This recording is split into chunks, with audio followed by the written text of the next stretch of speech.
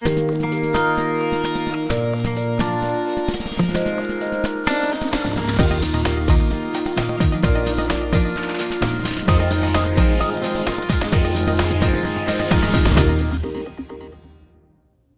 talked about the algebra of rational functions in the last couple lessons, and in this lesson, I'd like to close out our discussion of rational functions by discussing a very important topic known as partial fractions. Now, from the beginning, I have to tell you that partial fractions seems a bit backward, a bit counterintuitive, because it does the opposite of what you've been taught to do for a long time. Let me try to explain what I mean before we actually get to the examples. First off, the method of partial fractions involves splitting apart rational expressions so that the denominators are separated from one another. For example, it's true that if you take the fraction 1 over x times x minus 1, that's actually equal to 1 over x minus 1 minus 1 over x. You can actually check this yourself by getting a common denominator on the right-hand side and then adding the two terms together and simplifying. You would then get the left-hand side. But did you notice what I did? I started with one fraction with two linear factors that were in the denominator and multiplied together, and I split it into two fractions, each with only one of those linear factors in the denominator. Doing this kind of splitting is actually very helpful in lots of different areas of math. In fact, I've personally used partial fractions in computing certain definite integrals in calculus and in finding the sum of certain infinite series, which are known as telescoping series. Both of these topics show up in first-year calculus. So if you plan to complete such a course one day, then partial fractions will be really, really handy. I've actually even used partial fractions in my own research in combinatorics. So even though it's a pretty elementary technique, it's very useful to lots of people who need to solve mathematical problems. But it really turns out to be something that many students find odd or unnecessary at first. Why? Well, go ahead and go back to that example that I showed you a moment ago. 1 over x times x minus 1 equals 1 over x minus 1 minus 1 over x. In almost your whole mathematical career, you've probably never been asked to actually split up a fraction like we did in that example and to turn it into two fractions which are either added or subtracted together with smaller denominators. You've certainly been asked to do the opposite. That is, to take what's basically on the right-hand side and do the subtraction and glue everything together to get back to that left-hand side. So do you see what I'm talking about? You and I just haven't spent that much time doing the problem from left to right, doing the splitting. But it's this splitting that I want us to do today, and it's what we call the method of partial fractions. So let's get started with an example, and I'm going to walk you through step by step to show you how to do this splitting. In other words, how to figure out what the two fractions really are in the following example in order to accomplish the splitting. I want you to perform partial fractions on the expression 4 divided by x times x plus 2. Now, what we're being asked to do is split the fraction into the sum or maybe difference of two fractions, and it's going to look like a over x plus b over x plus 2, where the a and the b are constants. By the way, any time the denominator is just one little linear term, like x or x plus 2, then the numerator is always just going to be a constant, like a or b. In a few minutes, I'm going to show you some examples where the denominators actually contain quadratic terms that can't be factored. And when you have a denominator like that, then the numerators are going to have to look a little more complicated. Okay, so how do I find the a and the b? In fact, that's the whole point now of partial fractions. I have a over x plus b over x plus 2. As soon as I can find that a and b, I'm done. So what do I do? Well, here's what I do. I start by actually trying to combine these two fractions now with a common denominator. Okay, we know how to do that. In this case, the common denominator is going to be x times x plus 2. So when I have a over x plus b over x plus 2, that's the same as a times x plus 2 over x times x plus 2 plus b times x over x times x plus 2. In the first fraction, I needed to multiply top and bottom by x plus 2, and in the second fraction, I needed to multiply top and bottom by x. And now I have the same denominator, a common denominator, in both of those fractions, so I can add the numerators, and I'm left with ax plus 2a plus bx over x times x plus 2. By the way, where did the ax plus 2a come from? It came from expanding the a times x plus 2, or using the distributive property, distributing the a with the x and the a with the 2. Now, this new fraction, ax plus 2a plus bx divided by x times x plus 2, is equal to the original expression 4 over x times x plus 2. And now something very important happens.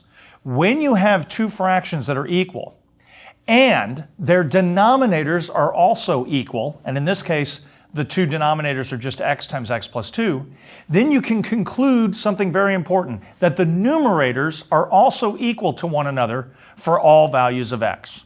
And so, since I know those two fractions are equal, and since they both have the same denominator, x times x plus 2, I know that the numerators are equal, which means ax plus 2a plus bx is equal to 4. And that's the same as saying that a plus b times x plus the 2a equals 4. Okay, now that's true for every value of x. So what I want to do now is just find the a and the b. Now, we're going to make one more step, and it's a very important step, even though it looks small. That 4 on the right-hand side can be thought of as 0x plus 4. So what I really have is a plus b times the x plus 2a equals 0x plus 4. And now we look at the coefficients of the like terms and set them equal to each other. Now, if I do that with this equation, what I then have is the following. The a plus b that's in front of the x on the left-hand side must equal the 0 that's in front of the x on the right-hand side. And the constant on the left-hand side, which is just 2a, that's the only piece that doesn't have an x with it, has to equal the constant on the right-hand side, which is 4. Well, look, now I have a system of two equations with two unknowns. I know how to solve that. In fact, the second equation is just going to give me a equals 2 once I divide both sides by 2. And then the first equation becomes 2 plus b equals 0 because I already know a equals 2. So I have 2 plus b equals 0, which means b equals negative 2. Now I know a and I know b. I can go back to what was my original partial fractions decomposition, a over x plus b over x plus 2, and I can replace the a and the b by the values we just found, and I now know that the original amount was the same as 2 over x plus negative 2 over x plus 2, which of course can be written as 2 over x minus 2 over x plus 2. Now what's really cool about this is that you can actually check your answer, because you can now take this difference of two fractions, get a common denominator, and actually do the subtraction. And once you've actually recombined, so to speak, you'll actually find that you get back to the original fraction that we started with, which is really great. Okay, now with that example in mind, let's do another example. Practice is going to help us tremendously with these kinds of problems. So let's look at the following example and see if we can practice this technique of partial fractions. I want us to find the partial fractions decomposition of 2x plus 1 over x squared plus 2x minus 3. Now, this example is very similar to the earlier one, even though it may not look like it at first. The first thing we need to do is factor the denominator as much as we can. It's important to know what the denominator looks like. And in this case, that denominator will factor as x minus 1 times x plus 3. So the original expression is rewritable as 2x plus 1 over x minus 1 times x plus 3. Good. Now, I look at the denominator and I see that I have two linear factors in that denominator, an x minus 1 and an x plus 3. So I know I can split this thing now as a over x minus 1 plus b over x plus 3, where a and b are some numbers. Remember, when the denominators involve just a linear factor, then the numerator is just a constant like a or b. It's very important. Now I know that the original expression is the same as a over x minus 1 plus b over x plus 3, and now my goal is to find a and b. So the way I do that is I now recombine these two fractions, a over x minus 1 and the b over x plus 3. I add them together, getting a common denominator first, and then I march through just as I did in the previous example. So I have a over x minus 1 plus b over x plus 3 equals a times x plus 3 over x minus 1 times x plus 3 plus b times x minus 1 over x minus 1 times x plus 3. Do you see how I got that common denominator of x minus 1 times x plus 3, and then I multiplied whatever I had to in both the numerator and denominator of each fraction to give me that common denominator. And now let's simplify. The first fraction becomes ax plus 3a over x minus 1 times x plus 3.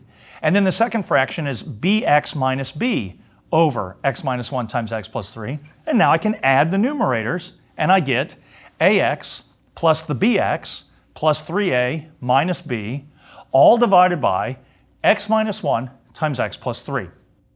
Now, that quantity has to equal what we started with, which is 2x plus 1 over x minus 1 times x plus 3.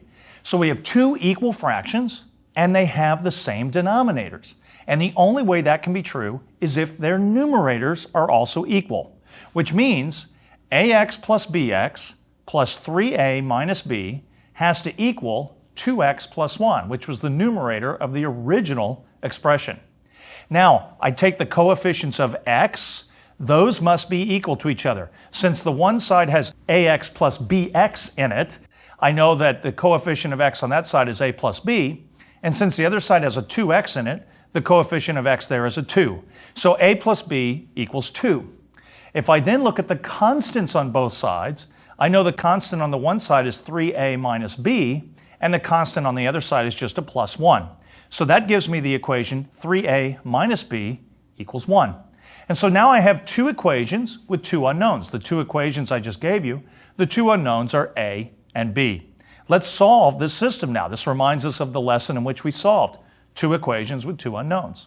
So I know a plus b equals 2, and that means that b equals 2 minus a, and I can substitute 2 minus a in for b in the other equation, which was 3a minus b equals 1. And when I do that, I have 3a minus the quantity 2 minus a equals 1.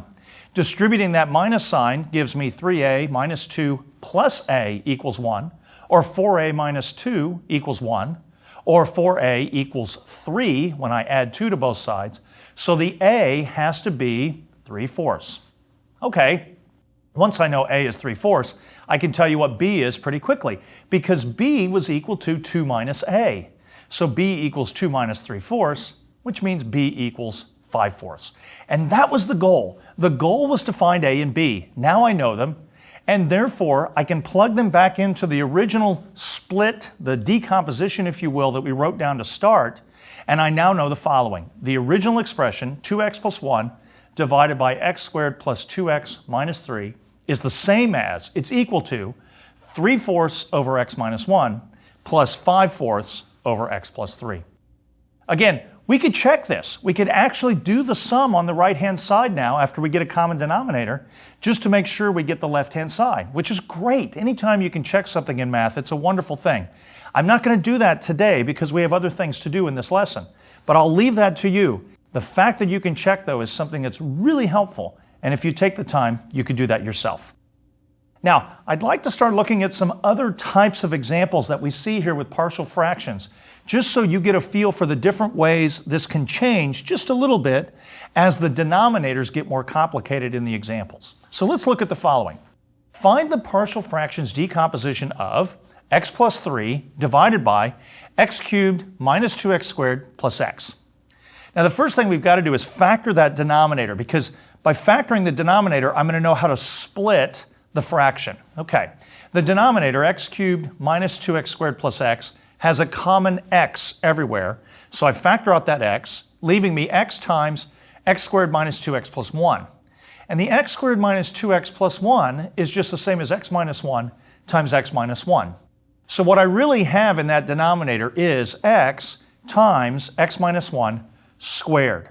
Now I want you to notice that this denominator actually factors as a whole bunch of linear terms again, x with an x minus 1 with an x minus 1. But notice that one of the linear terms is actually repeated. The x minus 1 is there twice. Now what are you going to do there? Well, you have to do something slightly different than you have before, but it's actually not that complicated. When you have a repeated factor like the x minus 1 is in this problem, you simply give each power of that repeated factor its own fraction in the decomposition, and you just use the numerator, which is what you would have used if the factor had not been repeated. Now that's a lot of words, and maybe it didn't make sense, so let me just show you what the decomposition would look like. X plus 3 over the x times x minus 1 squared, which is what we started with, would have a decomposition that looks like a over x, that makes sense, plus b over just x minus 1 to the first power, plus c divided by the x minus 1 to the second power. Okay? So notice how we had to use an x minus 1 as one denominator and then an x minus 1 squared as another. But notice also that we just used a constant b over one of them and a constant c over the other one. Easy enough. Now notice that we have three unknowns, a, b, and c, but that's not a problem.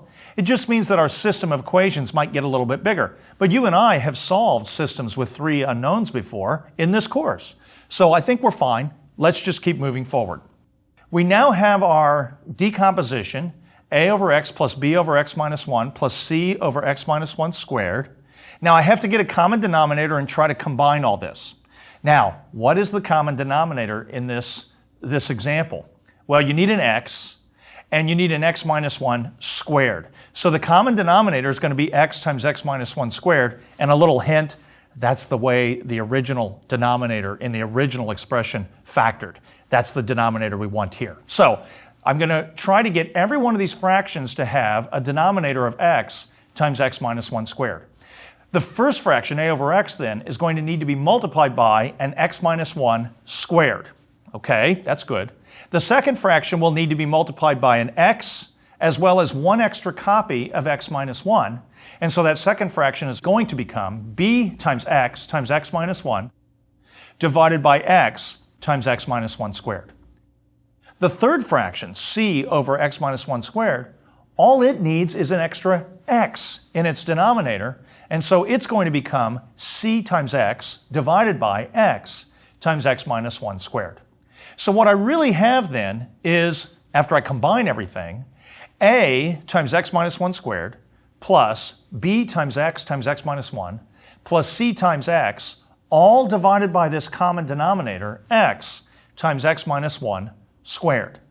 And if you now multiply out and combine everything that's in the numerator of that fraction, you'll have ax squared minus 2ax plus a plus bx squared minus bx plus cx, all divided by x times x minus 1 squared. Now, this has to equal the original amount, which was x plus 3 over x times x minus 1 squared. And forgive me for repeating myself over and over again. Those two fractions are equal, and their denominators are equal, so I can now set the numerators equal to one another. You see how this is happening the same way every time. So this is why I want us to do these examples, because it allows us to get this pattern going, this momentum, so to speak. So once I set those numerators equal to each other, I will have ax squared minus 2ax plus a plus bx squared minus bx plus cx equals x plus 3. Now, we really ought to rewrite that right-hand side just a little bit to make it look a little more user-friendly. I'm going to add in a 0x squared. Did you see how some x squareds were floating around on the left? I'm going to put a 0x squared in on the right just so the x squareds have something to talk to one another about on the two parts of the equation. So the left-hand side, when I combine some like terms, is going to look like a plus b times the x squared, because there was an ax squared and a bx squared. You have a plus b times x squared plus a negative 2a minus b plus c times x. There were actually three x terms on that left-hand side. I've now combined those together. There was only one constant term. That was an a plus a. And that's all equal to 0x squared plus 1x plus 3. And now I just equate the coefficients of the like terms on each side of the equation. So the x squared coefficients were a plus b. That has to equal 0 on the right-hand side. The negative 2a minus b plus c has to equal the 1, because those were the coefficients of the x terms. And the a has to equal 3. Well, that's helpful. That third equation already told me that a is 3. And now I can use that information up in the first equation to tell me that b then must be negative 3. So I know a is 3. I know b is negative 3. Now I just need to find c. Well, I go back to the second equation. It was negative 2a minus b plus c equals 1. And now I plug in a equals 3 and b equals negative 3, and I get negative 2 times 3 minus a negative 3 plus the c equals 1. Or negative 6 plus 3 plus c equals 1. Or negative 3 plus c equals 1, so c has to equal 4. And guess what? We needed the a, the b, and the c to put back up in the partial fractions decomposition we started with, and now we know the following. The original expression, x plus 3 divided by x cubed minus 2x squared plus x, which is equal to a over x plus b over x minus 1 plus c over x minus 1 squared, has to equal then 3 over x plus negative 3 over x minus 1 plus 4 over x minus 1 squared. And you might want to write that middle term slightly differently. So if you wanted to finish the problem by saying that this is all equal to 3 over x minus 3 over x minus 1 plus 4 over x minus 1 squared, then you'd be fine. Now, I've shown you some examples where the denominator factors down to a bunch of linear terms. Sometimes the linear terms are repeated, which was fine. That's what we just saw in the previous example. But I wonder, what would happen if the denominator didn't always factor down to a bunch of linear terms, x minus 1 times x plus 7 times x minus 5 or something like this? What would happen if the denominator was more complicated? Well, let's look at an example of that now and try to walk our way through what the partial fractions decomposition has to look like. Find the partial fractions decomposition of 2 over x cubed plus x. Now, I'm going to start this problem just like I started all the other problems. I'm going to factor the denominator. And when I do, I realize that the denominator is the same as x times x squared plus 1. Now, unfortunately, unlike the other examples, we have a bit of a problem here because the x squared plus 1 doesn't factor any further unless you want to go use complex numbers, but I don't want to do that here. So we're a bit stuck in that we have to use that x squared plus 1. But is it a problem? No, it's not a problem at all. When you have one of these quadratic terms in the denominator, which will not factor any further, then you can still do the partial fractions decomposition, but what you're going to do is write one of the fractions in the decomposition with the quadratic in the denominator, and in the numerator, instead of just writing a constant like a or b or c, you're going to actually give the numerator its own linear term.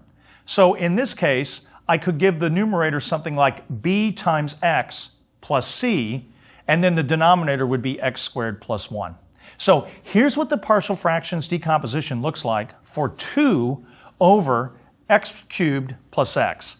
It's going to look like a over x. We needed something for that x term that was in the denominator, plus bx plus c over x squared plus 1. So again, notice I've included an x in that numerator on top of the fraction, on top of the denominator that had the x squared term in it. So it's not just a constant, it's actually a little linear piece in that numerator.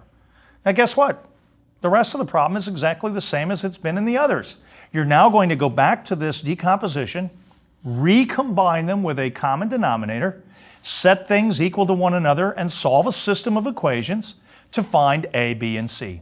So we know that the original fraction is equal to a over x plus bx plus c over x squared plus 1. Now I need a common denominator. In this case, it's going to be x times x squared plus 1. That's pretty obvious. So the first fraction needs an x squared plus 1 multiplied on top and bottom. And the second fraction needs just an x multiplied on top and bottom. And when I do that, I'll have my common denominator. So I'm going to have a times x squared plus 1, all divided by x times x squared plus 1, plus the bx plus c times the x over x times x squared plus 1. And now I start to simplify. The first fraction becomes ax squared plus a divided by x times x squared plus 1. And the second fraction becomes bx squared plus cx over x times x squared plus 1.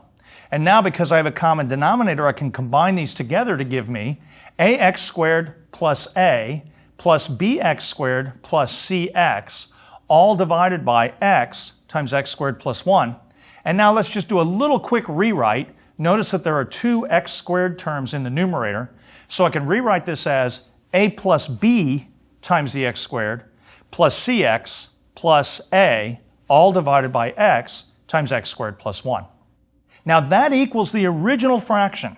So when I set these equal to each other, and I see that their denominators are equal, it tells me that their numerators are equal. So I can set their x squared coefficients equal to one another, their x coefficients equal to one another, and their constants equal to one another. But notice that the original fraction had 0x squared and 0x in it in the numerator. It just had a 2 in the numerator. And that means that when I go to set the x squared information equal to each other, I'll just have a plus b equals 0.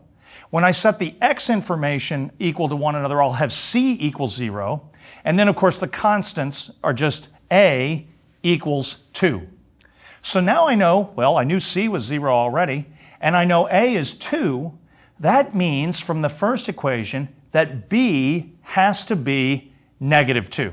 And now I have found everything I need to know. I know a, I know b, and I know c. And therefore, the original fraction, 2 over x cubed plus x, has to equal 2 over x, because the a was 2, plus negative 2x plus 0 divided by x squared plus 1. By the way, it's okay that one of the constants turned out to be a 0. It doesn't mean we should have not put it there in the first place. We should have put it there because that c value might have been something else. In this case, it was just a 0. And now if you clean this up just a little bit, you actually have 2 over x minus 2x over x squared plus 1. Now, we could do lots of other examples of this partial fractions decomposition, and in fact, I would suggest we continue to do examples because the practice is going to be extremely helpful.